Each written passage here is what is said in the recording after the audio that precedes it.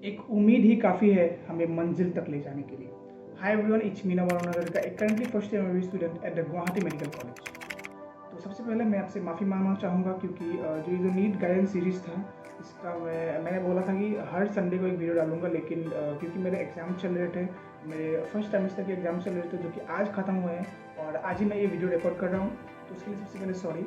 और अभी जो है इस वीडियो में हम बात करेंगे कि क्योंकि अभी सिर्फ नीट 2023 को 45 डेज ही बचे, तो अभी आपके लिए जो सबसे इम्पोर्टेंट चीज़ है वो है रिवीजन। तो इस वीडियो में हम लोग बात करेंगे किस तरीके से आपको ये लास्ट के 45 डेज में रिवीजन करना है। और एक जो बैच लॉन्च हुआ था उम्मीद बैच ऑन द कंपटीशन वाला यूट्यूब चैनल, क्योंकि मैं मानता हूँ one of the best batch है फॉर रिवीजन, कि वो मेरे टाइम पे जो मैंने प्रिपरेशन किया था नीट 2022 के लिए, मैंने अपना मोस्ट ऑफ द रिवीजन जो था वो उम्मीद बैच से किया था and I found it very helpful. साथ ही साथ मैं आपको ये बताऊंगा कि आपको सब्जेक्ट वाइज कैसे रिवीजन करना है, क्या सारे सब्जेक्ट के लिए आपको उम्मीद बैच को फॉलो करना है या फिर आपको किस तरीके से सब्जेक्ट वाइज रिवीजन करना है, उसके बारे में हम लोग बात करेंगे।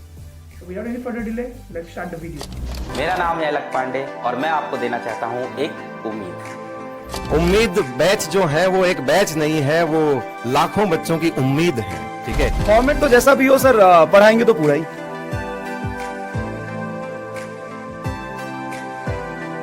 के रिवीजन के लिए सबसे बेहतरीन तरीका है उम्मीद। तब सर मेरी हेल्प में आई है वो उम्मीद 2021 बैच, जो आप दशा और दिशा आप सारे बदलना है आपको खुद का। बट जब ये उम्मीद बैच मई में शुरू हुआ था, जब आपने अनाउंस किया तब जाके थोड़ी उम्मीद हुई थी कि इस बार हो जाएगा, और फाइनली मैंने उसके थ्रू पढ़ा और अभी यहाँ पर हूँ।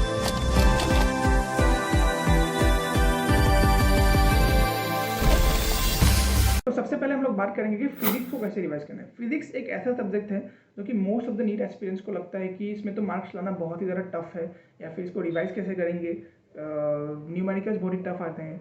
और मैंने तो देखा है बहुत लोग क्या करते हैं कि फिजिक्स के 2-3 चैप्टर छोड़ के चले जाते हैं, लेकिन मैं ऐसा मानता हूँ कि इसको छोड़ने की ज़रूरत नहीं है, क्योंकि कभी कभी क्या होता है फिजिक्स का पेपर भी आसान आ जाता है, जिसके कारण आपको स्कोर करने में थोड़ा हेल्प मिल सकता है। तो फिजिक्स के लिए तो मोस्ट इंपॉर्टेंट चीज़ है आपके वो है न्यूमेरिकल्स।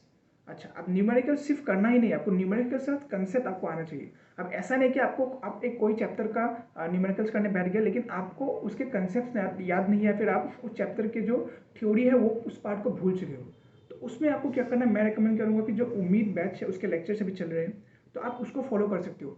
साथ ही साथ ये जो उम्मीद बैच के लेक्चर्स होते हैं ये थोड़े लंबे आवर्स के होते हैं, ये 6 आवर्स से 8 आवर्स 10 आवर्स तक भी एक्सटेंड हो सकते हैं, जिसके कारण मैं रेकमेंड करूँगा कि अगर आप लाइव देख रहे हैं तो ही अच्छा होगा, क्योंकि आप रिकॉर्डेड में उस फोकस के साथ नहीं देख पाओगे। और साथ ही साथ लाइव में देखने का एक और फायदा क्या होता है कि आप साथ ही साथ टीचर के साथ क्वेश्चन को प्रैक्टिस कर सकते हो और कमेंट करके आंसर दे सकते हो, तो एक मतलब इंटरेक्शन बना रहता है।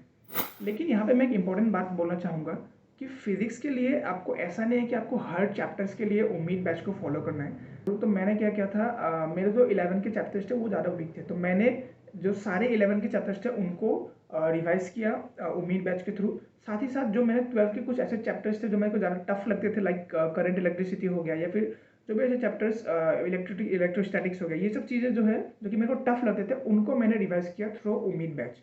अब आपको वो डिसाइड करना है कि कौन सा चैप्टर आपका स्ट्रॉन्ग है, कौन सा चैप्टर आपका वीक है। अगर आपको कोई चैप्टर अच्छे से आता है, अगर आपको उसके कंसेप्ट्स अच्छे से समझ में आ गए, उसको याद है, अगर आपको उसके क्वेश्चन बना पाते हो, तो आपको उसके लिए उम्मीद बैच या फिर कोई भी वीडियोस लेक्चर देखने की ज़रूरत नहीं है। आप क्या कीजिए, सिर्फ वो चैप्टर को थोड़ा रिवाइज कीजिए, आपने नोट्स बनाए होंगे, नोट्स को थोड़ा देख लीजिए। साथ ही साथ अगर हो सके तो 1-2 पेज में उस चैप्टर्स के साथ जितने जो फॉर्मूला है और कंसेप्ट है उनको शॉर्ट में लिख लीजिए, ताकि क्या होगा बाद में उनको रिवीजन करने में आपको हेल्प होगी।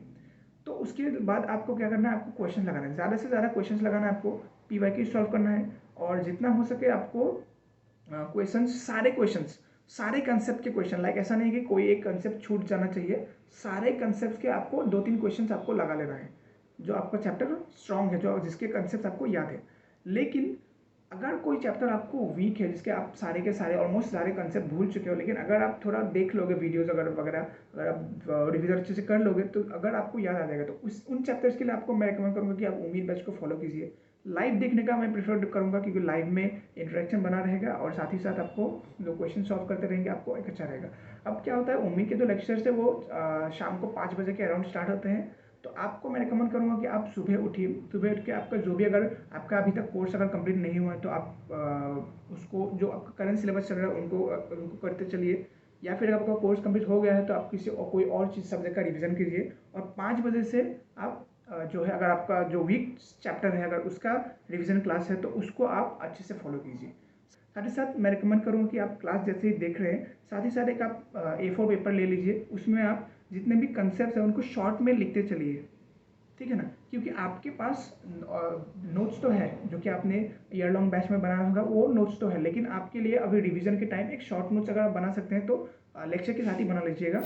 तो नेक्स्ट मॉर्निंग आप क्या कीजिए, जो चैप्टर आपने लास्ट नाइट रिवाइज किया था उसके क्वेश्चंस प्रैक्टिस कर लीजिए, उनके जो भी PYQs आए थे उनको प्रैक्टिस कर लीजिए, जिसके कारण क्या होगा वो चैप्टर आपके माइंड में एकदम बैठ जाएगा, तो वो आप फिर से भूलेंगे नहीं।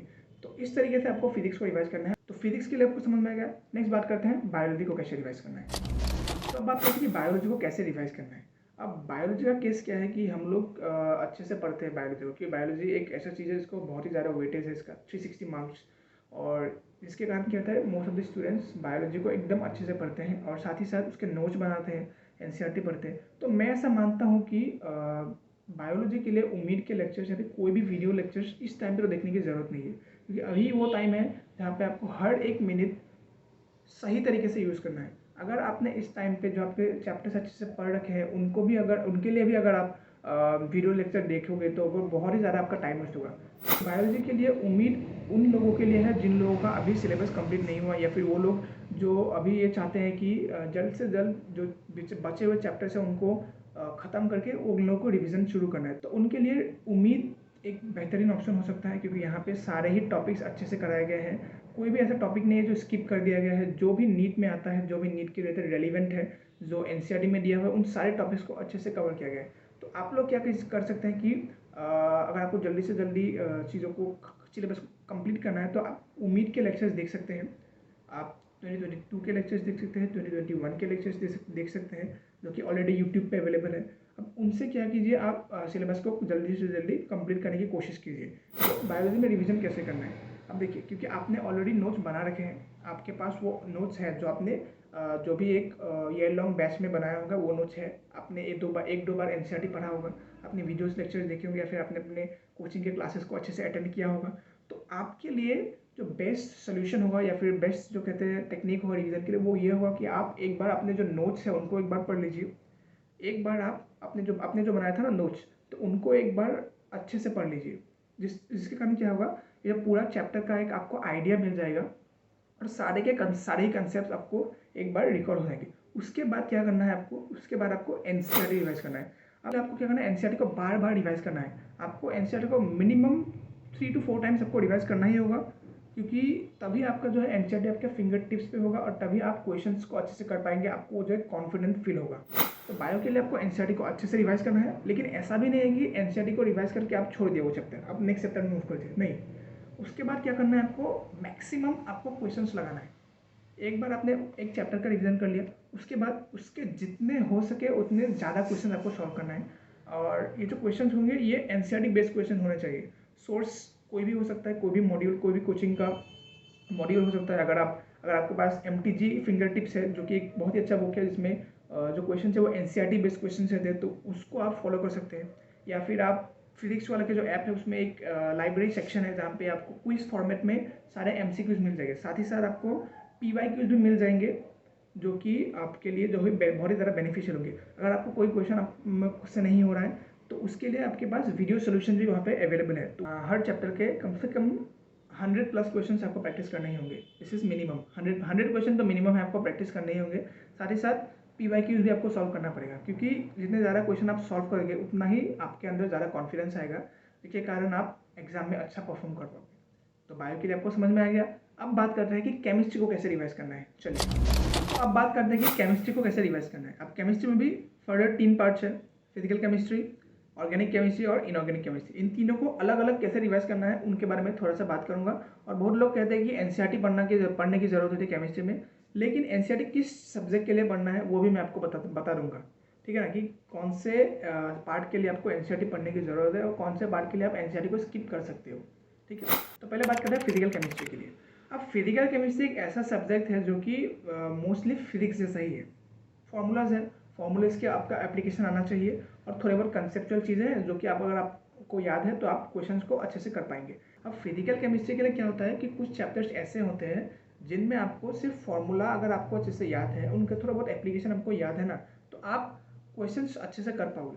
लाइक मोल कॉन्सेप्ट हो गया या फिर एटॉमिक स्ट्रक्चर हो गया, तो ये से कुछ ऐसे चैप्टर्स हैं जो कि मोस्टली फार्मूला बेस्ड है। तो मैं रेकमेंड करूँगा क्या करना है के लिए आपको कि अभी जो टाइम बचा है ना, आप क्या कीजिए, हर चैप्टर का, जैसे कि मैंने पहले बोला है, शॉर्ट नोट, ये इंपॉर्टेंट, बहुत ही इंपॉर्टेंट चीज़ है। शॉर्ट नोट अगर आप बना लगे ना तो आपको रिवीजन में बहुत ही ज़्यादा हेल्प होगी। तो आपको क्या करना है, हर चैप्टर का शॉर्ट नोट बनाना है। 1 से 2 पेज में जितने भी फार्मूलाज हैं उन सबको लिख लेना है हर चैप्टर्स के लिए।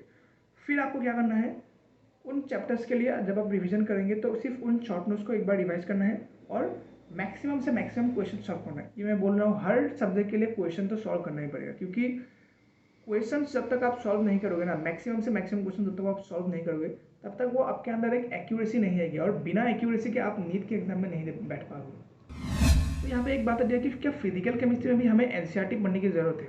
बिल्कुल नहीं। फिजिकल केमिस्ट्री में आपको एनसीईआरटी पढ़ने की बिल्कुल ज़रूरत नहीं है। मैं रेकमेंड करूँगा कि आप अगर आप अच्छे से फार्मूलाज आपको पता है, अगर आपको कंसेप्ट थोड़ा बहुत आता है, तो आप मैक्सिमम क्वेश्चंस कर ले जाओगे या फिर ऑलमोस्ट सारे ही क्वेश्चन कर ले जाओगे, क्योंकि एनसीईआरटी से कोई ऐसे क्वेश्चन फिजिकल केमिस्ट्री में तो एटलीस्ट नहीं आता है। तो फिजिकल केमिस्ट्री में आपको समझ में आएगा कैसे करना है। सिंपल है, आपको सिर्फ शॉर्ट नोट्स बनाना है। जो कि चैप्टर्स आपको अच्छे से आते हैं उनके शॉर्ट नोट्स बना लीजिएगा, और जो चैप्टर्स आपके लिए थोड़ा टफ है उनके लिए आप उम्मीद बैच के लेक्चर्स को देख सकते हैं, जहाँ 4-5 घंटे में आपका पूरा चैप्टर अच्छे से रिवाइज करा दिया जाएगा। ठीक है, तो ये हो गया फिजिकल केमिस्ट्री के रिलेटेड। अब हम बात करते हैं कि इनऑर्गेनिक केमिस्ट्री को किस तरीके से रिवाइज करना है। अब इनऑर्गेनिक केमिस्ट्री बायोलॉजी जैसा ही है, यहाँ पे भी चीज़ों को याद करना है, लेकिन यहाँ पे हम चीज़ों को ज़्यादा आसानी से भूल जाते हैं क्योंकि इतने सारे रिएक्शंस है, इतने सारे कंसेप्ट्स है, इतने सारे एक्सेप्शंस है, तो उनको याद रखना बहुत ही ज़्यादा टफ हो जाता है और उनके लिए रिविज़न जो है इनऑर्गेनिक केमिस्ट्री में बहुत ही ज़्यादा एक इंपॉर्टेंट रोल प्ले करता है। अब मैं पर्सनली प्रेफर करूँगा कि इनऑर्गेनिक केमिस्ट्री के लिए आप उम्मीद बैच को फॉलो कर सकते हैं, जो कि अभी चल रहा है उम्मीद 2023। वहाँ पे एक लेक्चर हो चुका है ऑलरेडी पीरियोडिक टेबल के ऊपर, जो मोहित आदित्य ने लिया था, और मैंने भी अपना कंप्लीट नीट 2022 का जर्नी में जो इनऑर्गेनिक केमिस्ट्री था वो मोहित आदित्य से किया था, नीट अल्टीमेट क्रैश कोर्स से। तो वो भी एक मेरे लिए बहुत ही ज़्यादा बेनिफिशियल था। और ऐसा नहीं कि आपने एक बार लेक्चर देख लिया और आपका हो गया, नहीं, आपको क्या करना है, एक बार आपने अच्छे से लेक्चर को देख लिया, उसके बाद आपको एनसीईआरटी को अच्छे से रिवाइज कर लेना है, क्योंकि इनऑर्गेनिक केमिस्ट्री में बहुत सारे क्वेश्चन डायरेक्टली एनसीईआरटी से आ जाते हैं, तो उसके लिए भी आपको एनसीईआरटी को पढ़ना बहुत ही ज़्यादा इंपॉर्टेंट है। फिर आपको ज़्यादा से ज़्यादा क्वेश्चंस की प्रैक्टिस करनी है, एज ऑलवेज। जितनी ज़्यादा प्रैक्टिस करोगे आप उतना ही ज़्यादा आपको कॉन्फिडेंट फील होगा। तो ये हो गया इनऑर्गेनिक केमिस्ट्री के रिलेटेड। अब बात करते हैं ऑर्गेनिक केमिस्ट्री को कैसे रिवाइज करना है। ऑर्गेनिक केमिस्ट्री की अगर हम बात करें तो ऑर्गेनिक केमिस्ट्री में जो मेन चीज़ है वो है जीओसी। ये एक बहुत ही इंपॉर्टेंट टॉपिक है, जीओसी। बहुत लोग इग्नोर करते थे कि यार जीओसी तो क्या ही है, मतलब उसको छोड़ के ही बहुत लोग आगे बढ़ जाते हैं, लेकिन जीओसी मैं मानता हूँ कि एक ऐसा टॉपिक है, अगर आप जीओसी में एक अच्छे से पकड़ बना लेते हो तो आपके आगे के जो चैप्टर्स है, हेलो अल्किल हेलोरेंस हो गया, अल्कोहल फिनॉल ईथर हो गया, या फिर एल्डिहाइड कार्बोक्सिलिक एसिड, जो भी मतलब ये आगे के जो चैप्टर्स है वो आपके लिए आसान हो जाते हैं, क्योंकि जीओसी में आपको वो बेसिक्स समझ में आ जाते हैं। तो आपका जीओसी स्ट्रांग होना बहुत ज़रूरी है। अगर आपका जीओसी वीक है तो मैं आपको रिकमेंड करूँगा, आप एक लेक्चर है जीओसी के ऊपर, पंकज सर ने जो लिया था उम्मीद 2021 में, वो आप देख सकते हैं, वो बहुत ही अच्छा लेक्चर है।